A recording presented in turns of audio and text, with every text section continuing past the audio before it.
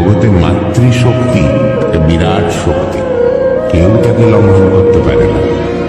নমস্কার, welcome to Lakshmi Kundu Chak Sadaram youngster অ্যাসোসিয়েশনের পরিচালনায় আগামী 20 অক্টোবর সার্বজনীন শ্রী শ্রী শ্যামা মায়ের পূজা উপলক্ষে সকল গ্রামবাসীদের জানাই সাদর আমন্ত্রণ।